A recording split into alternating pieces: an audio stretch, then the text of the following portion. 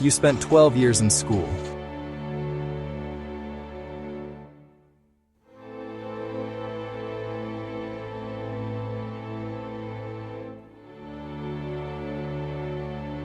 You learned the quadratic formula.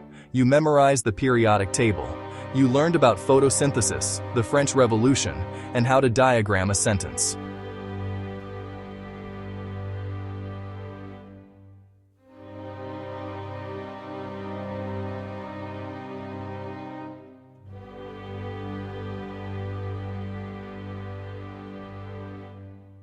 But nobody, in 12 years of compulsory education, sat you down and explained how interest works, how taxes are calculated, what a credit score is and why it will follow you for the rest of your adult life, how to read a pay stub, what a 401k actually does, how inflation silently erodes everything you save. 87%. 87%. That number is not an accident. And the 10 lessons in this episode are what those 12 years should have taught you. Same income, different net worth. School taught you to care about grades, then salaries, then job titles. Nobody taught you about net worth. Net worth is the single most accurate measure of your financial health, and almost nobody knows theirs. Here's the definition. Net worth equals everything you own minus everything you owe. Your savings, investments, property, car, minus your mortgage, student loans, car payments, credit card debt. The number left over is your net worth. It can be positive, it can be zero. For millions of Americans, it is negative. According to the Federal Reserve's latest survey of consumer finances, the median net worth of U.S. households is $192,900. That sounds reasonable, but the average, pulled up dramatically by the ultra-wealthy, is $1.06 million. The gap between those two numbers tells you everything about wealth concentration in America. More importantly, someone earning $250,000 a year but spending $260,000 has a declining net worth. Someone earning $50,000 and saving and investing consistently has a growing net worth. In 10 years, the second person may be wealthier than the first. Income is how much water flows into the river. Net worth is how much is in the lake. School taught you to care about the river. The lake is what matters. Calculate your net worth this week. Write down every asset. Write down every debt. Subtract. That number, whatever it is your starting point. And the only direction you need it to go is up. Financial ignorance is not free. It has a price, and that price has been calculated. According to the National Financial Educators Council's 2025 survey, Americans lose an average of $948 per person per year due to gaps in financial knowledge. Collectively, that is over $246 billion lost annually across the United States. $246 billion. Vanished. Not to fraud, not to recession, not to any external force. Simply lost because people did not know how to avoid overdraft fees, negotiate interest rates, read the fine print on a loan, or understand that their savings account was losing purchasing power to inflation. The losses come from predictable, preventable places.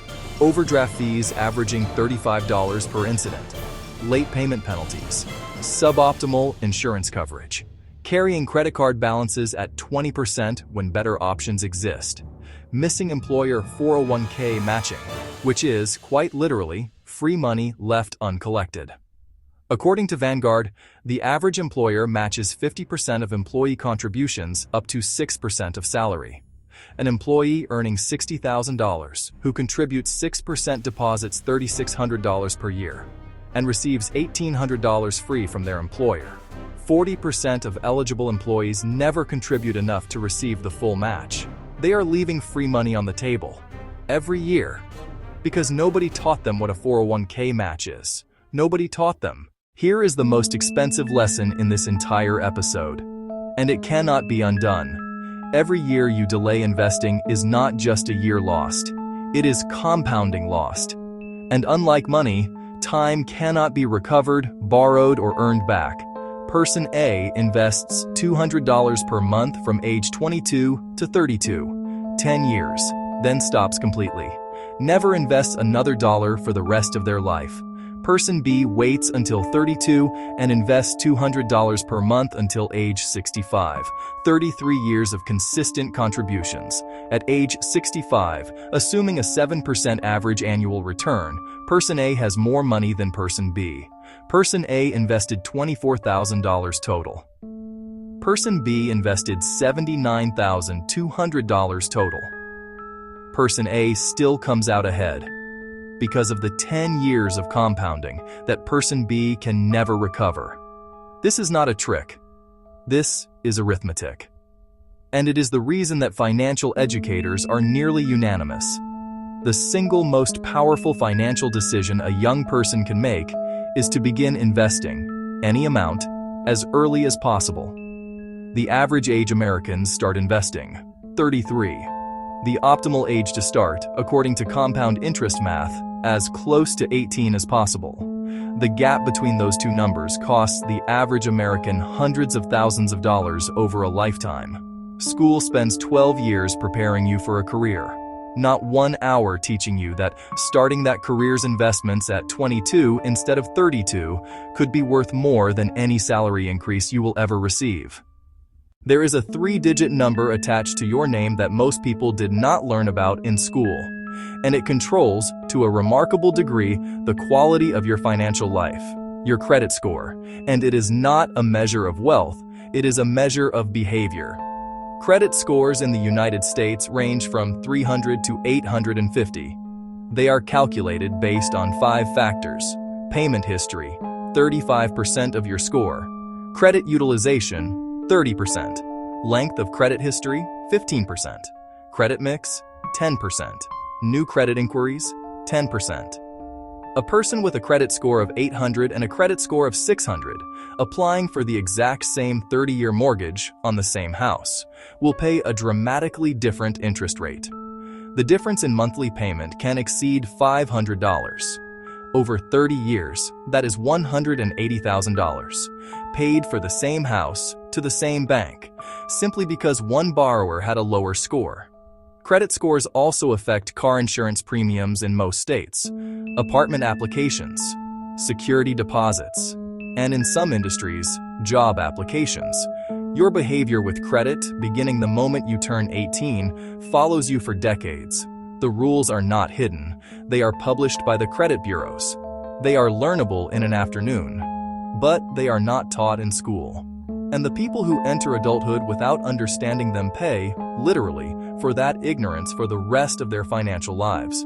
Your credit score is one of the most consequential numbers in your adult life. You were never told that.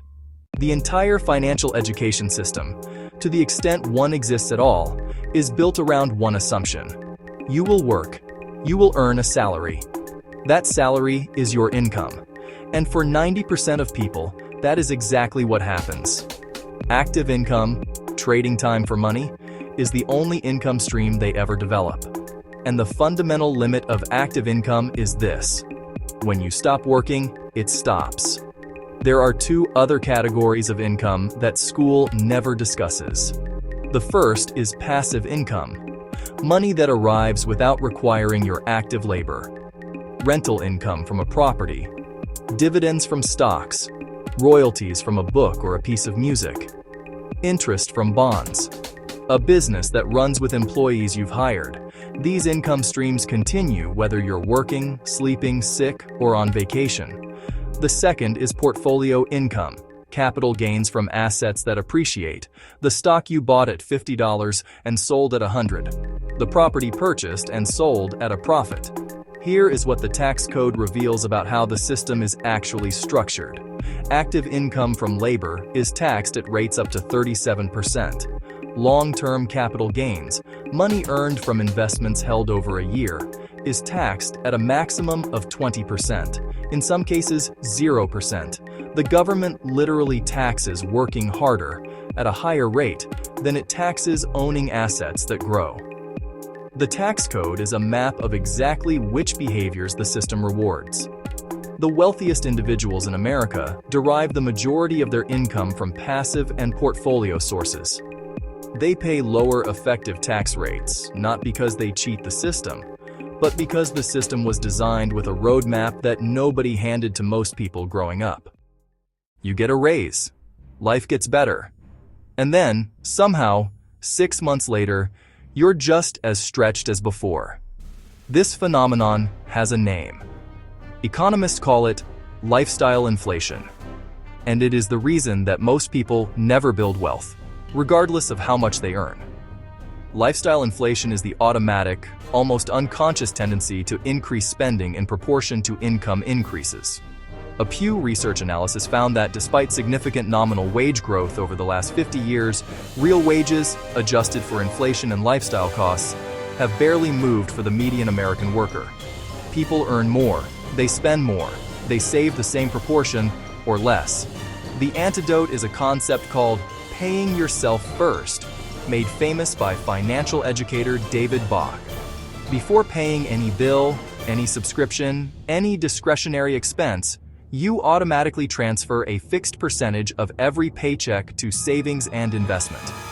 Only 44% of Americans could cover a $1,000 emergency from savings. School spends 0 minutes on lifestyle inflation, 0 minutes on the psychology of spending, 0 minutes on the architectural difference between building a life around savings versus building savings around whatever is left over after life. The financial gap in America is not primarily an income gap.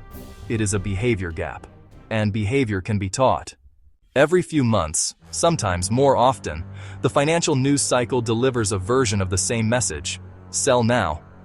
Buy before it's too late. The crash is coming. This is the opportunity of a lifetime. And millions of people act on it. They sell when fear is high. They buy when excitement is high. They chase performance. They panic. They recover. They do it again. This behavior, trying to time the market, is one of the most thoroughly documented wealth destroyers in the history of personal finance. DALBAR, a financial research firm that has tracked investor behavior for over 3 decades, publishes an annual quantitative analysis of investor behavior.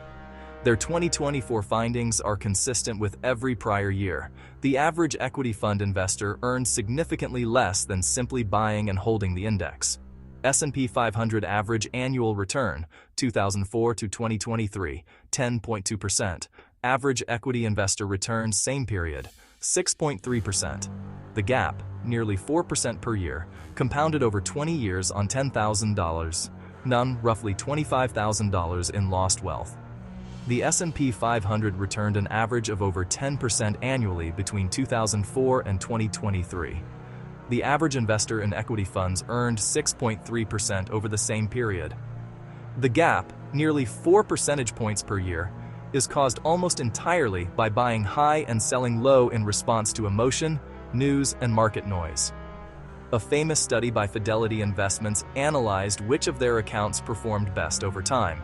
The answer, reportedly, was accounts belonging to people who had forgotten they had them, or who were deceased. People who did nothing outperformed people who actively managed. The best investment strategy for most people is the most boring one. Buy a diversified index fund, contribute consistently regardless of market conditions, and do nothing else. It outperforms the vast majority of active management. It outperforms the vast majority of retail investors, and it requires almost no skill. What it does require is something school never built in most people: the psychological ability to watch their portfolio fall 20 or 30% and not touch it. The United States tax code is over 74,000 pages long. Nobody expects you to read it, but inside those 74,000 pages are legal mechanisms, put there by Congress, not by accident, that dramatically reduce the tax burden for people who understand them. Most people never learn they exist. Here is what school should have taught you in one afternoon. A traditional 401k allows you to contribute up to $23,500 per year in 2025, before taxes. Every dollar contributed reduces your taxable income by $1. At a 22% tax bracket, Contributing $23,500 saves you $5,170 in taxes. That money stays invested. It compounds for decades. A health savings account, an HSA, is the only triple tax-advantaged account in the American tax code. Contributions are pre-tax. Growth is tax-free. Withdrawals for medical expenses are tax-free. It is the most efficient savings vehicle most people have never heard of. A Roth IRA allows after-tax contributions to grow and be withdrawn completely tax-free in retirement. A person who contributes the maximum from age 22 to 65 could accumulate well over $1 million and pay zero federal tax on any of it upon withdrawal. These accounts are not for the wealthy. They are available to virtually every working American.